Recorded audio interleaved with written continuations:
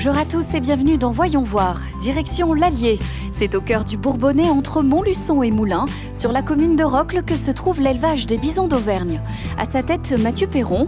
Originaire du Puy-de-Dôme, ce jeune éleveur a changé de vie il y a 4 ans, après la découverte d'un livre qui va le décider à quitter sa carrière parisienne dans le marketing pour élever des bisons. Retour sur ce pari coup de cœur. Bonjour. Bonjour Sandrine. Mathieu Perron, bonjour, merci beaucoup de nous accueillir. Alors, on est sur une exploitation unique pour nous en tout cas. Je crois qu'on va voir des animaux qui sont assez atypiques. Exactement, des animaux atypiques et qui ont besoin de nous, donc on va aller tout de suite les voir. Ouais, allez, c'est parti, je vous suis.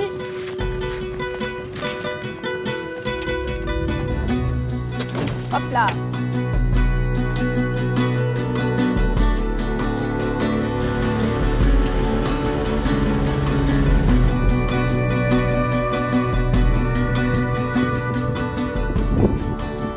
Alors Mathieu, où est-ce que nous sommes ? Nous sommes en plein milieu des plaines bourbonnaises sur notre exploitation, donc une exploitation de 225 hectares et où nous élevons des bisons d'Amérique. Des bisons d'Amérique, alors ça paraît un peu improbable, mais oui, en Auvergne-Rhône-Alpes, il y a des bisons.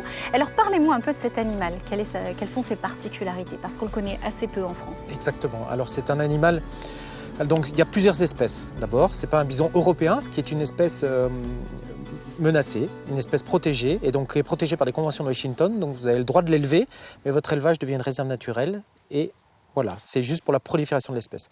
Là, le bison d'Amérique, on est sur une espèce qui est sortie justement de cette zone critique, puisque faut savoir que dans les fins des années 1880, il n'y avait plus que 300 bisons américains vivant encore à l'échelle du globe.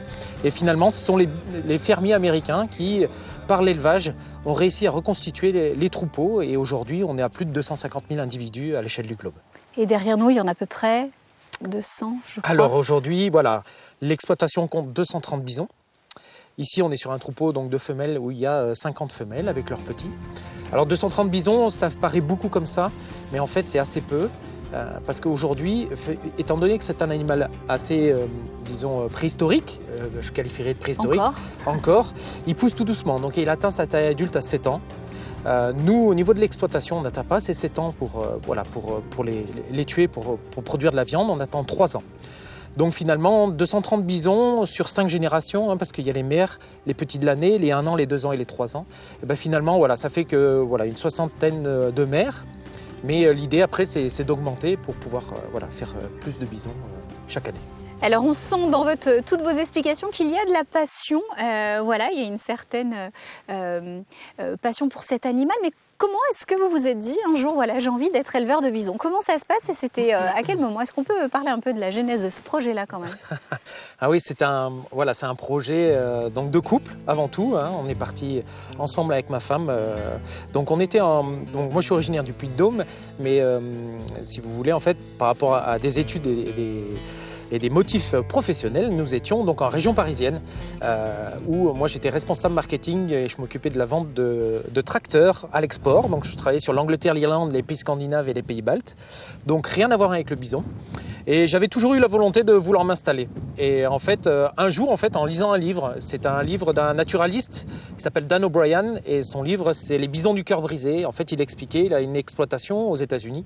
Et il a expliqué comment il est passé donc, de l'élevage bovin qui était peu rentable et assez intensif et d'un point de vue environnemental très intensif et qui posait beaucoup de problèmes à la flore là-bas aux États-Unis, et comment il est passé au bison, et il a expliqué toute son histoire. Et c'était un coup de cœur, et je me suis dit, mais c'est ça qu'il faut faire. Donc j'en ai parlé à ma femme qui m'a pris pour un dingue d'un premier abord, et puis je lui ai fait lire le livre et elle a été tout de suite emballée. Donc après on ne s'est pas lancé comme ça, la tête baissée, mais on a fait le tour un peu des élevages en France, on a été aussi un peu voir en Europe ce qu'il y avait, et au Canada, savoir comment était valorisé le bison, quels étaient les potentiels.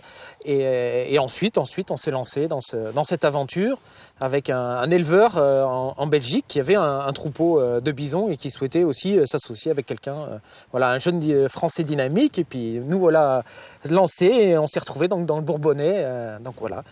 Le Bourbonnais, il a des terres qui conviennent très bien aux bisons parce que c'est une flore naturellement riche. riche, c'est une terre d'élevage. Donc en fait, pas besoin de ressemer, pas besoin d'engrais. Hein. C'est des bisons qui sont sur une exploitation en agriculture biologique. Et c'est vraiment la flore naturelle du Bourbonnais qui leur convient très bien. Et ils grandissent juste en mangeant de l'herbe. Et donc on leur apporte du foin et ensuite des minéraux, du sel. Mais ils mangent exclusivement ce type que de l'herbage. Bon Mathieu, ce que je vous propose, c'est qu'on a encore un petit peu de travail. On va retourner sur les champs, puis on va découvrir aussi qu'est-ce qu'on peut faire avec le bison, parce que tout est bon dans le cochon, tout est bon dans le bison aussi, je crois. Exactement. C'est ça ? Allez, c'est parti. La viande de bison est reconnue pour son faible taux en graisse et en cholestérol et son taux élevé de protéines. Une viande à découvrir dans la seconde partie de l'émission, car pour l'heure, direction Voiron, où se fabrique la célèbre chartreuse. Des origines qui se perdent dans l'obscurité des siècles, une composition nimbée de mystère. L'histoire de la chartreuse ressemble au scénario d'un roman de Dan Brown. L'ordre chartreux fondé en 1084 par Saint Bruno dans le massif qui portera le même nom, reçoit en 1605 un manuscrit des mains du maréchal d'Estrées, un officier de la marine d'Henri IV. Dans cet ouvrage d'origine inconnue est notée la recette de l'élixir de longue vie, censé apporter la santé à celui qui en boit. Pendant près d'un siècle, les moines tentent de reconstituer la formule. C'est le frère Jérôme Maubec, apothicaire réputé, qui parvient à la finaliser en 1737. L'élixir de longue vie est un élixir médicinal qui regroupe 130 plantes. Des plantes médicinales utilisées à l'époque. On imagine que l'apothicaire qui a écrit ce manuscrit voulait prendre toutes les plantes médicinales utilisées à l'époque, les mettre dans un seul produit et ensuite d'en consommer tous les jours pour ne jamais être malade. Et cet élixir végétal est à l'origine des liqueurs de chartreuse. Ce sont les mêmes 130 plantes, mais simplement en version liquoreuse. La chartreuse verte est inventée en 1764, suivie par la chartreuse jaune en 1838.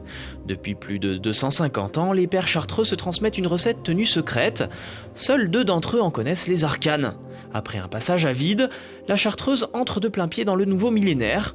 1,5 million de bouteilles est vendu chaque année, tous produits confondus, dont 50% à l'export. Le monde de la chartreuse est tellement vaste qu'elle est à la fois unique et paradoxale, puisqu'aujourd'hui nous avons une tradition, une histoire absolument fantastique et en même temps une modernité qui nous dépasse. La grande force de la chartreuse aujourd'hui, c'est que les gens se l'approprient. Elle n'est pas à nous, elle n'est pas à ceux qui y travaillent, elle n'est pas aux commerciaux, elle n'est pas aux relations publiques. Elle est évidemment aux moines, mais après les consommateurs se l'approprient et nous la renvoient d'une façon qu'on n'aurait jamais imaginée. Jamais imaginée. Les barman de Sydney se sont appropriés la liqueur. Les Easy Top ont composé une chanson en son honneur. Tarantino en fait la promotion dans son film Boulevard de la Mort. De la chartreuse. Cet alcool est si bon qu'il a donné son nom à une couleur. La boisson des pères chartreux distille sa magie aux 4 coins du monde, mais reste bien ancrée dans ses racines locales. La grande cave située à Voiron doit être déplacée à Aigues-Noires, au cœur du massif de la Chartreuse. Inauguration prévue le 30 août 2018. Nous sommes de retour à Rocles dans l'Allier. Mathieu et Christelle Perron se sont installés ici il y a 4 ans pour monter l'exploitation des bisons d'Auvergne. Leur philosophie, vous proposer une viande bio de très haute qualité et des produits atypiques à offrir pour les fêtes. Bonjour. Bonjour Sandrine. Ça va Christelle ? Très bien. Bon, Mathieu travaille encore, mais il m'a dit que je pouvais venir vous voir et parler du bison parce que c'est bien beau de les élever, mais voilà, l'animal aussi peut nous apporter plein de choses. Alors dites-moi, qu'est-ce qu'on fait avec le bison ? Alors tout d'abord, on a de la viande, donc on a toutes les mêmes pièces que du bœuf, la côte, le roast beef, etc. Et puis on transforme aussi, donc on peut transformer. Donc on fait transformer par notre boucher. Donc on a des terrines de bison, donc on pousse au maximum nous notre pourcentage de bison dans chaque terrine, rillettes. 80%. Voilà. Tout à fait. Pour ce qu'on veut, c'est que le consommateur ait vraiment le goût du bison. C'est vraiment important pour nous. Voilà. Pour nous, les terrines, c'est pas 30%, c'est 80%. On fait des rillettes, on fait du saucisson de bison, 80% de viande de bison. On ne peut pas aller au-delà parce que c'est une viande maigre, donc il faudrait que ça se tienne. Donc on met un peu de porc dedans. Et de la viande séchée. Donc la viande séchée, un peu comme vous retrouvez la viande des grisons, à couper en fines lamelles en entrée ou alors avec de la raclette ou à l'apéritif. Ça se passe très très bien. Que pensent les consommateurs de cette viande ? Est-ce qu'il faut encore convaincre ou ça plaît tout de suite ? Quand on goûte, tester, c'est l'adopter. Une fois testé, c'est l'adopter. Généralement, les gens apprécient le goût un peu spécifique du bison, la tendreté, et donc généralement les gens reviennent. Mais il faut arriver à la faire goûter, leur dire, voilà, goûtez-la, essayez-la, vous en reviendrez. Alors, il me semble que Mathieu m'a dit, tu verras dans le bison, on peut faire de tout avec. L'animal, voilà, a plein de richesses. Alors, c'est-à-dire, qu'est-ce que vous pouvez faire encore d'autre? Je vois par exemple des couteaux. Alors ça, c'est intriguant. Ça, c'est un artisan donc, de Thiers qui nous les fait. Robert David, il nous fait ça avec les cornes de nos bisons. Donc voilà, on a privilégié l'artisanat local, alors aussi bien donc, dans nos transformations que dans nos transformations des cornes. Effectivement, donc à Thiers, on va s'y rendre parce que donc voilà, ils ont accepté qu'on aille jusqu'au bout, aller voir le bison jusqu'à la finalité donc de ces couteaux. On va s'y rendre dans quelques secondes.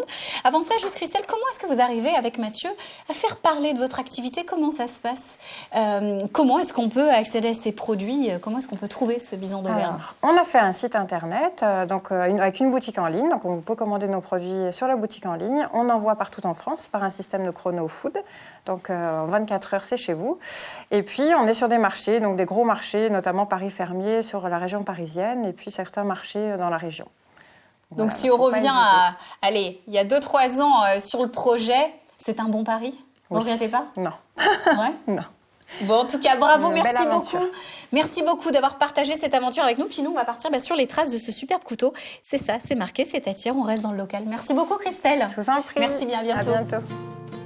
La coutellerie Robert David est située à Thiers, dans le Puy-de-Dôme. Ici, depuis 1919, on fabrique à la main des couteaux régionaux comme le Laguiole ou le Thiers sur mesure. Et depuis 3 ans, le couteau signature des bisons d'Auvergne. Bonjour. Bonjour. Bonjour Yves, Sandrine. Alors, il paraît que vous savez tout des couteaux des bisons d'Auvergne. Dites-moi, c'est vous qui vous en occupez? Ah, je m'en occupe, mais pour savoir tout, non, je connais pas tout. Allez, on va essayer de savoir le maximum. Dites-moi, ça c'est du bison? Et c'est le bison, c'est la commande que je suis en train de préparer pour monsieur. Alors, c'était une première pour vous de fabriquer des couteaux en bison ou vous aviez déjà fait? Non, jamais fait, exactement, c'est la première. Quelle réaction vous avez eue quand monsieur Perron est venu vous voir? Eh bien, disons que ça fait un drôle d'effet quand même, hein. Du bison, par ici. En Auvergne? Que je savais même pas qu'il y avait de l'élevage, d'ailleurs. Ajustage, perçage, montage, lustrage, affûtage sont quelques-unes des 10 étapes qu'il faudra pour réaliser en 1 heure le couteau des bisons d'Auvergne, un savoir-faire mythique.